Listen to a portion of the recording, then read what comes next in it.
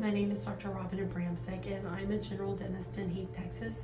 The name of my practice is Smile Ranch Dentistry. We practice with a holistic approach here, and I'm here with our blog writer, Michael McNeil. Good morning. Hi.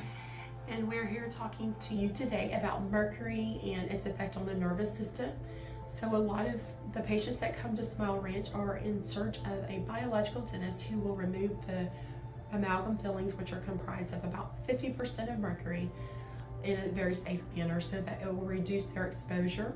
And we do know that the higher copper content, the more mercury is released, and there's actually scientific evidence that proves that mercury is released from amalgam fillings. And so our patients have concerns, and some of them have been sent over by different practitioners in the area, and they are interested in the protocol that we follow here.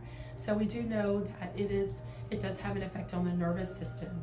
It can cause patients to have brain fog, fatigue. They can even have tremors, and a lot of our patients report that once their fillings are removed, they feel like they have more clarity. They've even reported that they have more energy, and that even walking, that their gait is more stable and strong. So Michael, what would you like to talk about today in regard to that? I would just kind of talk about a little bit of the science behind it. So one of the interesting things is that when we have mercury coming into the body so rapidly, what it starts to do is it gets into our myelin sheathing, which is like nerve fibers that like coat our nerves. And basically what that means is it keeps our nervous system stable. So our nerves have everything to do with our brain, with our sight, with our touch, and how we receive the signals from everyday life, basically. So the really interesting thing is when people get exposed to mercury, the most highest neurological activity for nerves is in the brain. And so we actually see like insomnia, depression, all these neurological conditions is so rampant in our day. And one of the main reasons is because the mercury gets in there and starts taking away that myelin sheath. So myelin sheath is, I like to think of as like a shield to your nervous system. And mercury is one of the things that can just start to dissolve that shield. And all of a sudden, all these neurological problems begin, or symptoms begin to show up. And so having safe amalgams removed, and also looking into where other places you can get mercury toxicity is very important, because once you remove it, like you're saying, the recovery time is very quick, because that half-life of the mercury is eventually going to get out of the body, and through things like we've talked about, chlorella, cilantro, glutathione, but the number one thing is getting rid of the source. So if you know you have them, and you know that vapor is coating your body, and you may be feeling insomnia, you feel depression, the root may be mercury.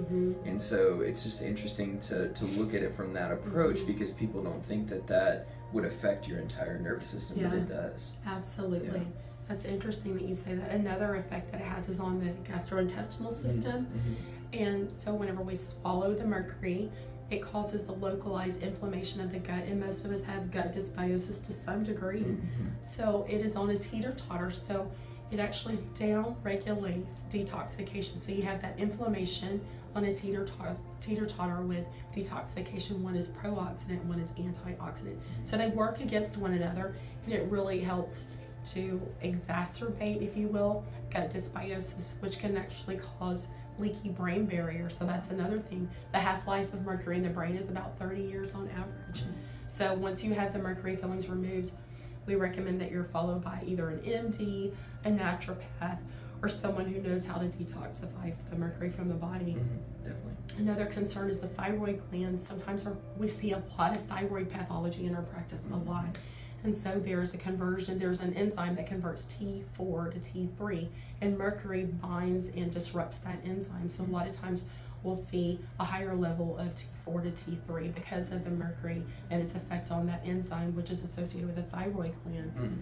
The fluoride, the same thing. Yeah, that's right. Fluoride's really bad for that thyroid gland. And we have a lot of those hormonal issues, and I mean, it all kind of goes together, the hormonal issues, the brain issues, the nervous system issues, and one of the main causes, mercury toxicity, fluoride toxicity, all these kind of false metals that get vaporized in a methyl form and just start to wreak havoc in our bodies. So we hope that everyone out there finds a safe practitioner like yourself or dentists who can remove those things and look into what we've already done, mercury detoxification protocols and everything to start getting your body back to homeostasis, and you can kind of balance out those issues. Yeah, very important.